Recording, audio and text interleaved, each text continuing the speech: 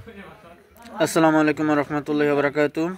প্রিয় দেশবাসী, আজকে 25শে নভেম্বর আমার দেশের পত্রিকা যে রিপোর্টটা এসেছে, গ্রামীণ ফোন তার যে সিম কোম্পানি, ওদের কোম্পানির যে পরিচালক পদগুলোতে বিভিন্ন ভারতীয় নাগরিকদেরকে ঢুকাচ্ছে। 2013 সাল থেকে 2025 পর্যন্ত সকল ভারতীয় লোকদেরকে ঢুকাচ্ছে এবং বাংলাদেশিদেরকে বের করে দিচ্ছে। এটা একটা ভারতীয় আধিপত্য এবং আগ্রাসন এবং রাষ্ট্রের সার্বভৌমত্ব এবং তথ্য চুরি হওয়ার একটা বড় ধরনের ষড়যন্ত্র চলছে।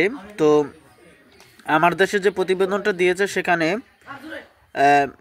ডক্টর ইউনূস এর যে গ্রামীণ ফোন, সেখানে বিদেশি যারা তাদের বিভিন্ন রাষ্ট্রের তারা অ্যাপ্লাই করেছে, বিশেষ করে চীন, জাপান, বিভিন্ন রাষ্ট্রের কিন্তু তারা ভারতীয়দেরকে সিলেক্ট করছে এবং সেখানে দেখা যাচ্ছে বাংলাদেশিদেরকে বের করে, অথচ গ্রামীণ ফোন এটা গ্রামীণ সিম এটা বাংলাদেশের জনগণ ব্যবহার করে, বাংলাদেশের টাকায় চলে। বাংলাদেশের জনগণ যদি বয়কট করে, এই সিমের কোনো মূল্য নেই। তাহলে কেন ভারতীয়দেরকে এই সিমে কোম্পানিতে ঢুকানো হচ্ছে, এটা আমার মাথায় বুঝে আসতেছে না। আপনারা ভিডিওটি দেখেন।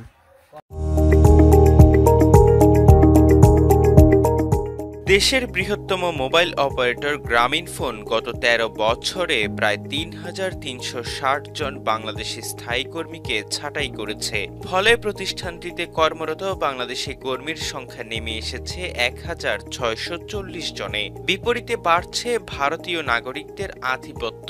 ছাঁটাই হওয়া বাংলাদেশি কর্মীরা যেসব কাজ করতেন তা দেয়া হয়েছে বাংলাদেশে কার্যক্রম পরিচালনা করা ভারতীয় মালিকানাধীন ২ প্রতিষ্ঠানকে। এছাড়া শীর্ষ পদে নিয়োগের ক্ষেত্রে সবসময় ভারতীয়দের অগ্রাধিকার দেয়া হয় বলে অভিযোগ রয়েছে। এতে মুদ্রা পাচার, কমিশন বাণিজ্য, সেবার মানের অবনতি ও তথ্য পাচারের মতো ঘটনা ঘটার শঙ্কা তৈরি হয়েছে। দেশের বৃহত্তম এই মোবাইল অপারেটরটির দেশীয় কর্মীদের ছাঁটাই করার ক্ষেত্রে যুক্তি দেখানো হয় তারা প্রযুক্তিতে অদক্ষ, বিরোধী রাজনৈতিক দলের কর্মী, কুচক্রী, অসুস্থ, আহত, শারীরিকভাবে অক্ষম, শ্রমিক ইউনিয়নের সদস্য ও কোম্পানির স্বার্থ বিরোধী কর্মকাণ্ডে জড়িত। বিপরীতে এসব কাজ পায় ভারতীয় মালিকানাধীন ২ প্রতিষ্ঠান জেনেক্স এবং উইথপ্রো। অভিযোগ রয়েছে রাজনৈতিক বিবেচনায় আওয়ামী লীগ বিরোধী, কোম্পানির বেআইনি কার্যক্রমের বিরোধিতাকারী এবং ম্যানেজমেন্টে থাকা দুর্নীতিবাজদের ব্যক্তিগত পছন্দ ও অপছন্দের কারণে এতদিন চাকরিচ্যুত হয়েছেন বাংলাদেশি কর্মীরা।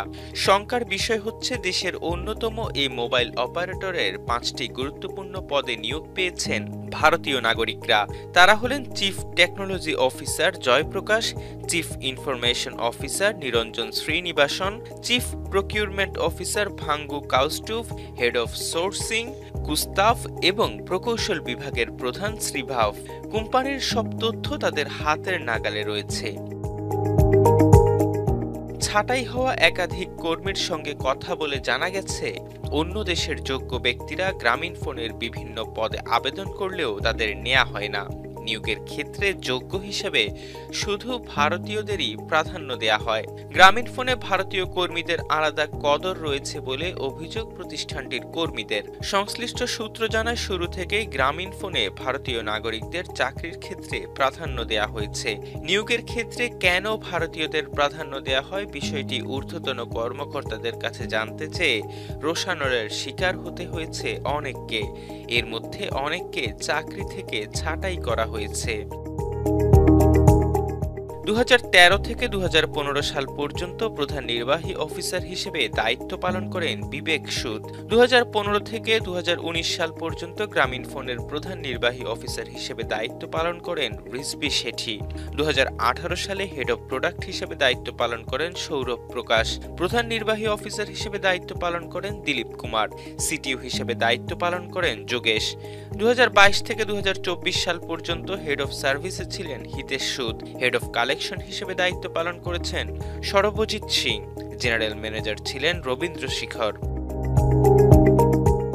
গ্রামীণফোনের একাধিক কর্মী জানান, প্রতিষ্ঠানটি সদর দপ্তর ও বিভাগীয় পর্যায়ের গুরুত্বপূর্ণ পদে বহু ভারতীয় নাগরিককে কাজে রেখেছে। গ্রামীণফোনের হেড অফ এক্সটার্নাল কমিউনিকেশন অঙ্কিত সুরেকা গত বুধবার আমার দেশকে জানান, গ্রামীণফোন দেশের সব আইনকানুন ও বিধিবিধান মেনে ব্যবসা পরিচালনা করে। গ্রামীণফোন দৃঢ়ভাবে বলতে চায়, কোম্পানিটির বিরুদ্ধে উত্থাপিত অভিযোগগুলো সঠিক নয়।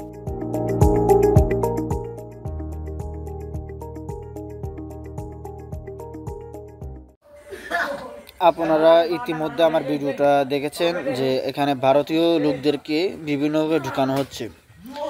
বাংলাদেশের জনগণ যদি নাই পারে তাহলে তুমি চীন জাপানের জনগণ কেন? কারণ চীন জাপানের জনগণ বর্তমান বিশ্বের সবচেয়ে আধুনিক জ্ঞান প্রযুক্তিতে এগিয়ে রয়েছে এবং চীন বর্তমান বিশ্বের নিউ সুপার পাওয়ার হয়ে উঠছে। আমরা কেন ভারতীয়দেরকে নিব? এখানে তো বিদেশি নিতে হলে বিভিন্ন রাষ্ট্র অপশন রয়েছে, এই অপশনগুলো বাদ দিচ্ছি কেন আমরা? এবং বাংলাদেশের নাগরিককে কেন এত দক্ষ করে তুলছি না এবং কারিগরিকভাবে বাংলাদেশের জনগণকে কেন দক্ষ করছি না? এবং এটা রাষ্ট্রের তথ্য, বিশেষ করে ভারত চুরি করার একটা হুমকি এবং রাষ্ট্রকে ধ্বংস করার একটা হুমকি এবং রাষ্ট্রের যেই ক্ষমতা, রাষ্ট্রের জনগণের যেই কোনো একটা বিষয় সম্পর্কে জ্ঞান অর্জন করা বা সেই জ্ঞানটা প্রয়োগ করবে, সেই ক্ষমতা থেকে রাষ্ট্রের জনগণকে বের করছে এই গ্রামীণফোন। তাই রাষ্ট্রের জনগণের উচিত এই গ্রামীণফোনকে বয়কট করা। কারণ আমি নিজেও গ্রামীণফোন ইউজ করি, গ্রামীণ সিম ইউজ করি। যদি আমাদের রাষ্ট্রের সার্বভৌমত্বকে প্রশ্ন তুলে বা রাষ্ট্রের জনগণ যদি সেই কোম্পানিতে কাজ না করতে পারে, যে কোম্পানির চলে বাংলাদেশের জনগণের টাকায়, বাংলাদেশের জনগণ চালায় বিতা সেটা চলে, তাহলে এই সিম কোম্পানিকে বয়কট করা এবং গ্রামীণফোনকে জয় বাংলা করে আমাদের উচিত। যদি আমরা নিজেরা কোনো সিম কোম্পানি নাই তৈরি করতে পারি, তাহলে আমরা চীন থেকে সিম কোম্পানিকে বাংলাদেশে আনতে পারি। শুধু তাই নয়, আপনারা হয়তো জানেন আমি নিজেও গ্রামীণ সিম ইউজ করি। আমি যেই মোবাইলে ভিডিওটা করছি এটাও গ্রামীণ সিম। আমি দেখেছি প্রতি মিনিটে 3 টাকার উপরে কাটে, 4 টাকার কাছাকাছি গ্রামীণফোন প্রতি মিনিটে টাকা কাটে।